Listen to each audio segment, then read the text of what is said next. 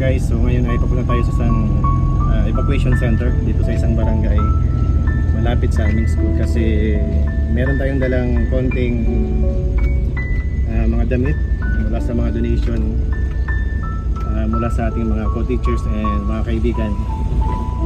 So, kasi halos wala pang noto yung mga damit mula doon sa mga binahang mga bahay. At meron din tayong dalang dalawang galon ng tubig kasi wala pa tong supply ng tubig. So sa isang evacuation center siya dito sa barangay na malapit sa eskwelahan. So tara.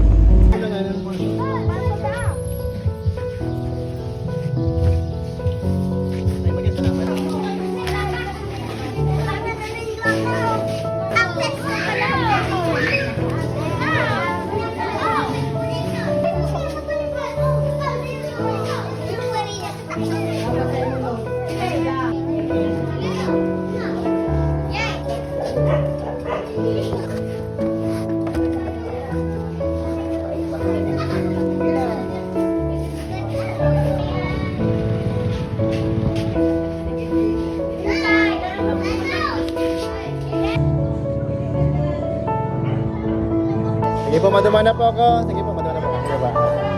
Sige po.